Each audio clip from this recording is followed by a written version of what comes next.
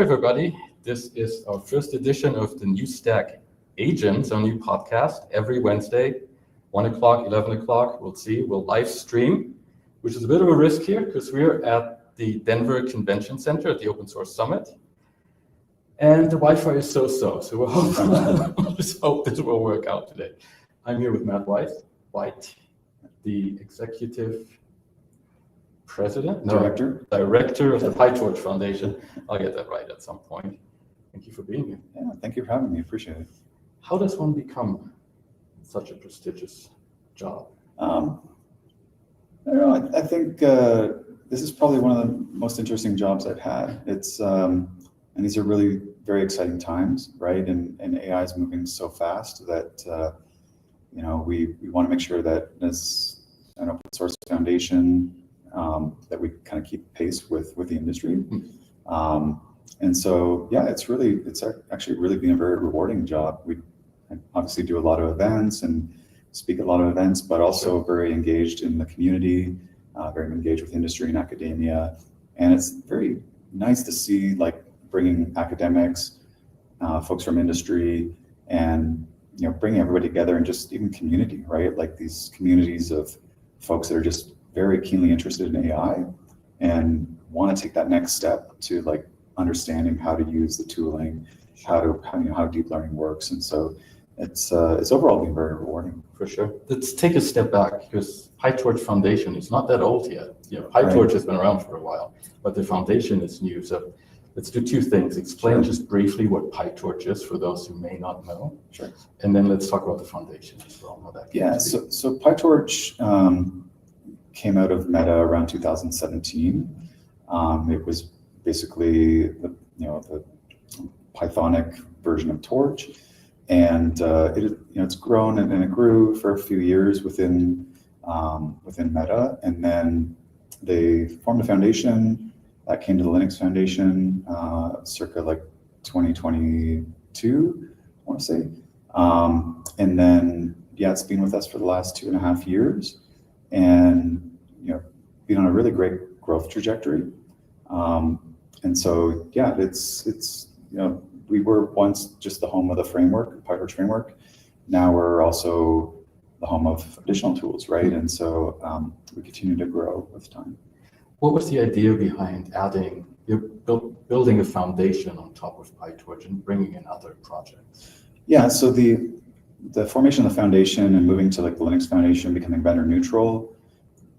When you have a really strong foundation that is vendor neutral, built around a project, it often sees great success, right? And there's a certain level of comfortability that the industry has.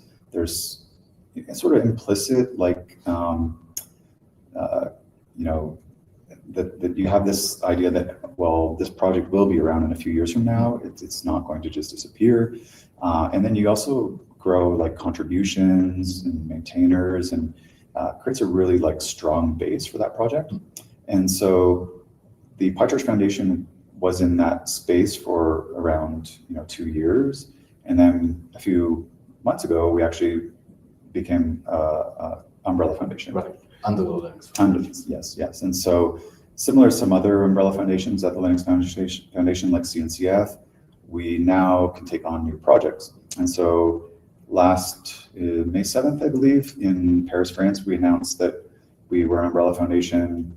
We brought on vLLM, which is a high performant inference engine. And then we also brought on DeepSpeed as well as another project. DeepSpeed, most people, vLLM, some people may know, but DeepSpeed, I think, is still pretty fresh for a lot of people. Yeah, DeepSpeed is like an abstraction layer for doing training for models. And so it helps with your training mix and your training strategy. And so it makes the whole training part a little bit more accessible, especially when we're talking about like multi-node training for larger models. And so both very like thriving, very important tools in the ecosystem. And then PyTorch Foundation also does have this ecosystem of, and I hate to keep reusing the word ecosystem, but this is actually called the PyTorch ecosystem, which is around 70 or so tools that are, fairly adjacent to PyTorch. They help solve problems in industry. Some are domain specific and certainly application specific, and others are more general purpose. And so like projects like vLLM came out of that ecosystem and then became like hosted with the foundation itself. Do you see that ecosystem as something like the sandbox that the CNCF has, or because it seems more informal than that, right? Yeah, it's a little more informal. So we actually have an ecosystem working group that approves the projects that go into the ecosystem and will retire them if they are inactive. In the sort of the like phase life cycle, like within CNCF, the incubator projects are actually like they're sort of all in, like they've contributed their intellectual property and they're part of that life cycle now, right, where they mature and go into different levels. With our ecosystem, it's actually I really like the fact that we get close to the core maintainers, the founders. They get to know the foundation more and how things operate within a foundation, and then they kind of grow with us. And if the project thrives, then it can become a foundation hosted project. And so I think with that lens, we get better visibility on projects and their health and their status. Sure. How does all of that figure into kind of the overall Linux Foundation ecosystem? Because you've got the CNCF, you've got AI inside of the Linux Foundation, you've got a couple of projects there. How does that all fit together? Yeah, so there's a lot of pieces, right? And if you're looking at like an AI stack, if you're going all the way down, like you have a Linux kernel, you probably have Kubernetes in there in your clusters. So there's all these like different pieces of that, right? And so observability at different levels. And so everything kind of plays a complementary role. The LFAI and Data Foundation, they have, they cover data and data stores like vector stores, graph databases. They also cover the application side stack, like agentic stack, and other pieces of the overall picture, depending on your application, depending on how you're going to apply it in the enterprise. Where PyTorch is really centered right now on content ingest, training, pre-training, post-training activities, inference, optimizations, running the models on edge devices or running them in the cloud. Sure. And so we're really focused at that lower layer, right, in the stack. And so I think they're all very complementary. We all work together and collaborate on different projects. Sure. What are kind of, if you're thinking about the people you talk to, what are still the biggest challenges around open source training, PyTorch specifically? Yeah, I think there's obvious like resource and monetary hurdles, right? When you're trying to resource, because the large language models are particularly large, right? And so, folks don't have maybe access to all those GPUs. And this is why I think it's just great that we see a lot of these open models that are being released out there, because you don't need to go and pre-train a model, right? You don't need to spend hundreds of millions of dollars. You can take something that someone else has put out into the community, study it, modify it, use it, whatever you want to do with that model, or build a business on it, right? Create a startup, or your startup is just serving open source models. There's a lot of opportunity that's created when you have that sort of open paradigm, right? And so I think one of the biggest challenges folks face, I think, are with adoption and governance and implementing guardrails in their organization that are domain specific, because you obviously want to inspect prompts, and there's going to be edge cases where you want to make sure that, hey, this is not going to create a problem for my downstream users. Sure. So, but I would say that different organizations have different challenges, but we're all moving very quickly in industry right now, like between innovation and adoption, and I think collectively we're all like learning together. Yeah, it seems to be the hardest part right now. So everything is moving so quickly. Right. Nobody can really keep up. And I noticed, I don't know what your sense was at the conference here, but I've been on this conference circuit, from all of the big providers over the last few months, and it feels like here the discussion is more AI 101 still. Like people are still learning what all of this means for them and their jobs and in their businesses. Is that what you're seeing as well? Like we're still very early on. I think it depends on where you're coming from, right? And so what I've been sort of uniquely blessed to be involved with is sort of coming together of two worlds, right? This AI research was very much lab-centric, and it very quickly became productionalized. But coming from both that space and coming from the open source world, being able to have the advantage of knowing both and seeing them converge, I do think that there are a lot of open source folks that are coming into this and they don't really understand the nuances of AI. And then there's AI folks that don't understand licensing, they don't understand what open source really means, right? Sure. And so, sort of the converging of these two worlds is obviously driving out a lot of things, right? And we see like standards starting to emerge, and folks are looking at like specifications that'll be more widely adopted for particular types of general use cases. And so I think this is the really neat part of this, is that not only we're moving fast, but like we're also like coming together and we're figuring out things together. Yeah, where else is the friction there between those two groups, you think? I think maybe the data set debate, right? So depending on what view of the world you have, right, and what your feelings are about open source, you most likely can get away with just having a model and its weights and documentation that describes the model, how it was trained, these sort of things. And then we have like this concept of open science, which open source folks not particularly like have a great familiarity with, but in academia, very long history of it, right? And so, in open science, we're giving out everything, the data sets, the research report and technical papers and all these other artifacts, right? All the training code, inference code, so forth, to do full reproducibility, to innovate on, to continue research. But if you're adopting in the enterprise, you don't need like petabytes of extra data, right? You're pretty happy to get the model and be able to do what you want to do with it. Which is already big enough usually. Right. Yes. And so, the reality is that you can get away with this much if your use cases are here, and if you're really focused on research, then you probably need more, right? And so this kind of sort of goes back to the like model openness framework that the Linux Foundation Generative AI Commons released, a year and a half ago, about where things kind of line up, right? And when we talk about completeness of models, like how many components are you getting, right, that were part of the development of that model? Right. And then, are they released in open source licenses or open data license? Right. So we've had that discussion for a while now about what constitutes an open source model, right? I mean, you've talked a little bit of the open weight models, and you guys released the Open MDW license a few weeks ago. It's not that long, right? Talk about that a little bit. Like, sure. What's that been like? We've been hearing the industry say that we need an AI specific or model specific license for quite some time.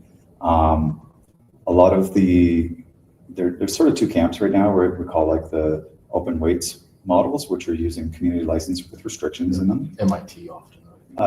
Those ones are, I'm not going to name them off, but they have restrictions in place. So then we have the permissive license and copyleft licenses, which are the OSI approved licenses, which we call open source licenses. And so MIT and Apache 2.0 are really the most popular that are being used for models today. I think most labs and most organizations recognize that those aren't, the most appropriate licenses, because they don't talk about the artifacts, the disclaimers that are involved with the AI models. Right. And so we talk about weights, like our weights are data, high dimensional data. These parameters, are they part of software? Not really. They're not part of conventional software. Yeah. And then we have data sets which don't fit into that, software bill of materials. And so it's a very different paradigm. And so what we did was we went to the community and said, hey, like, we think we need something here. Work with the community, work with a lot of member organizations and academia to write something that was going to be very succinct and brief. So it's like a one pager, right? It's like MIT, very short, yes. Right? And well understood, but also covers off all of the potential trademark and patent and database rights and these sort of things, to make sure that it's well understood that when you're getting the model, here's you can use it for any purpose. You can study, modify, redistribute, quantize, ... But if I'm building the model, I don't have to send all the artifacts. So I don't have to make all of the artifacts available. Right. The license is not, if we forced anyone to include components, we would be building another restrictive license, right? And so it is a permissive license. It is a global license. So if you release, let's say, model training code, inference code, and then like data preprocessing code and a few other artifacts, those will all be covered under this global license, Open MDW. If your data sets came from another source and that source allows you to redistribute those, they would still be probably licensed under the original license, right, which might be CC by 4.0 or some other permissive data license or content license. And so it's wholly compatible with other licenses.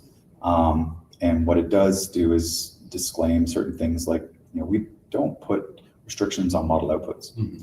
And so the question comes up like, well, I got this model from somewhere, it's under Apache 2.0. What's the license for the model outputs, right? They're not part of the actual original bill of materials. It's generated. And so these things need to be addressed from a legal standpoint. And I think Open MDW gives you a really strong legal framework for being able to release models into the open and in a very permissive nature. Yeah, because when I have software and I have the source code, I can reproduce that software exactly, right? You can't really do that with the models. Right. And we've folks have tried to draw like single one-to-one parallels between open source software and open models, and it just can't be done, right? They're different things entirely. Yeah. And so yes, there's software in the distributions of models, yes, software in the model architecture, but it is not the only artifact. It's not the only modality included. Right. Has anyone adopted Open MDW yet? So we just quietly released it a few weeks ago, and I wrote about it. Yeah. So it's not that quiet. Right. We only can do just true. And so we're currently socializing with the labs. We're socializing with industry, and many of the contributors too, like over 150 like attorneys reviewed this, right? And so it is gone through a lot of scrutiny, and now it's just the first mover problem. Like, let's see who wants to believes in this, and we can build like comfortability around it, because we're working against the backdrop of, hey, I've been releasing software in MIT for so long, I'm just going to do my modeling now, right? Yeah, right. Yeah. So, it's comfortable. Yeah. So you talked a little bit about the protocols, and the one announcement this week here was A2A, agent to agent, which Google released 2 months ago, I think, is a protocol for agents to talk to each other. Right. That's now on the Linux Foundation as well. Correct. Yeah. How did that come to be? So it's interesting because we're in this time where we've kind of started to move away from model thinking, and now we're in system thinking. Mm-hmm. And so as we move further away from the model and create layers of abstraction and these frameworks and so forth, and then we want to connect disparate systems, MCP kind of coming out around November of last year. From coming out of Anthropic. Anthropic, yes. And so there's these problems that need to be solved, right? And so organizations are taking a hard look at them and saying, how can we solve this in a standard way? And so open source is supremely important. Open models, very important. But open standards, we can't forget about open standards, right? And so we do need these standards that we can all rally around as an industry and more broadly adopt. And we have this like emerging space now in open source, which is like standards as open source projects, right? Or standards in repos. Right. And so folks are actually building the standards in GitHub, right? Community is contributing, they're building reference implementations, they're porting it to different platforms. You look at MCP, they're building servers and contributing them back into a registry. And so this is a very agile way to move, because if we go through like the standard process for defining standards with an SDO, that takes time, and there's a lot of rigidity. And so here we're able to move fast, we're able to involve the entire community, and the community eventually turns something into a de facto standard, right? And so now it feels right now there's still some confusion in the marketplace where MCP and A2A fit in, or are they complementary? Are they competitors? How do you think of that? I think they're complementary. So MCP is focused on pulling context into a model, right? And so pulling context from different systems, whether it's got the client server relationship, right?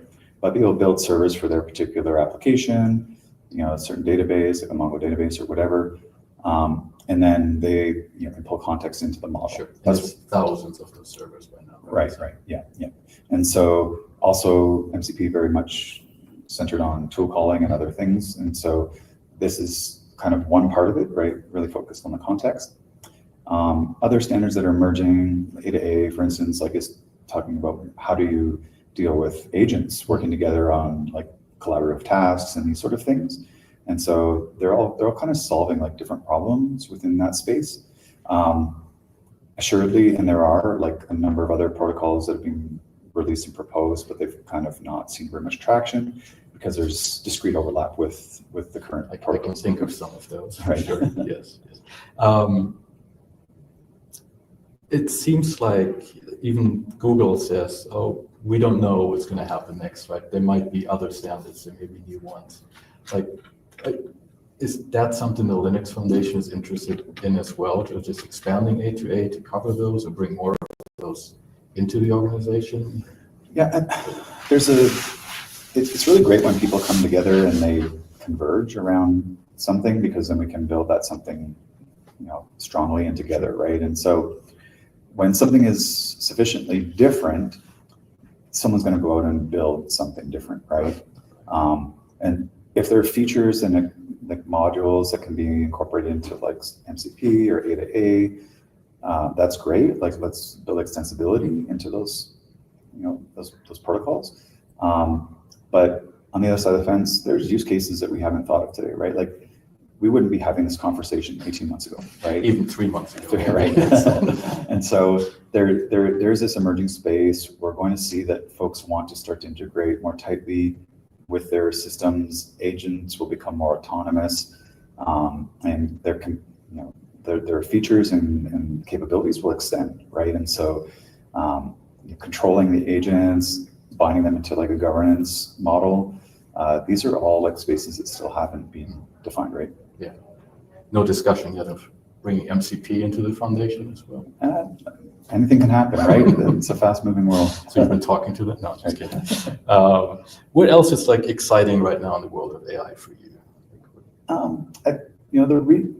I'm still, it's a few months old, right? Which is like a lifetime in AI, but seeing how quickly the open source models have kept pace on the reasoning side.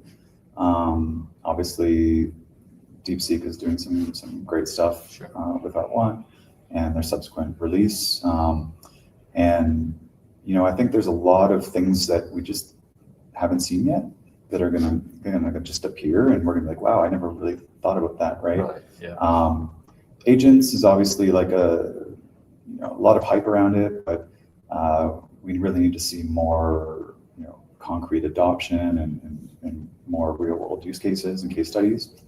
I think I'm also excited about like world models, embodied AI. I think these are really like great spaces, simulations, being able to replicate the physical world within like a virtual space. And there's just a lot of really cool things that are happening.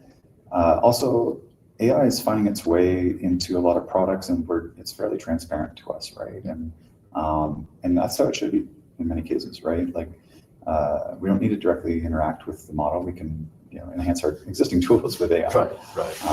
And so I think probably the most exciting thing I couldn't even think of yet, because it's probably just going to catch us off guard. For sure. Right now, it seems though everybody just wants to talk about agents. That's what we call this, the new stack agents, right? That seems to be where everybody is at, though the industry is still coming to grips with it to some degree, right? Yeah, I think we're really in like the storming phase right now. Like everything is,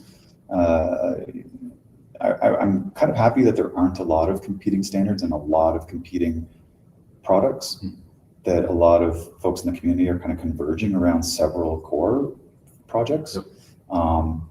the obvious thing is like there's a lot of concerns around security and privacy and sort of these controllability and observability with agents that are still being solved, and startups are rushing in to like solve that. There's a lot of opportunity, I think, still, and so I love the momentum. I love that we're continuing to move forward, and I think controllability is a topic that was not as prevalent pre-agent, right? And so with more agency, you want to have the assurances that not only guardrails are important, but governance frameworks and ensuring that there's controllability within agents. Yeah, and security too, right? It's, right. Feels like the early days of containers, of Kubernetes, right? We've got this thing, it's great, but now we have to build this whole ecosystem of tools around it again, right? Yeah, and security is always an afterthought, right? Yeah, exactly. It feels like, even this time, even though people talk about it, it feels like that still, right? Yeah, I think we're in that space, and a great thing is that it's an opportunity for companies and startups and innovators to come in and put solutions together, right? And obviously, the more stuff we have out in open source, the better, because then we can incrementally build those things together and create community around them, right? For sure. Well, we've got the next open source summit is in Amsterdam in August, I think, end of August. Yes. What do you think we'll be talking about there? I think it's hard to predict the future in AI. AI is built on predictions, right? Right. Like we're always predicting. But I don't know what the schedule looks like yet, but I do think like there's a thriving ecosystem in Europe as well. Love to see more talks on agents and actual like industry use cases, like, hey, this is what we've actually built. Sure. And this is what the effect it's had on our ROI, what's the effect on our customers, these sort of things. And then, hey, 3 months is a long time, right, in the AI world. So there could be something like groundbreaking that could come out. For sure. And in Europe, you've got the sovereign AI, and you've got all sovereign models now that people are coming out with. So that'll be an interesting discussion. Yeah, definitely a prevalent theme in Europe, right? The sovereign AI and the EU AI Act, and very like moderately different approach, right? But we need diversity in models. We need diversity in the culture of the data that's embodied in those models. We need culturally diverse and language diverse data sets. These are all very important for sort of the globalization of AI, right? Cool. Well, let's do that. We'll talk about that in Amsterdam in a few months. Appreciate it. Thanks for being our first guest. Thank you for having me. That was exciting. We'll be back next week, Wednesday, 11 a.m. Pacific, with Andrew Lee from Shortwave. So another agentic product. And we'll be back then. Excellent. Thank you. Thank you very much. Thank you. Thank you.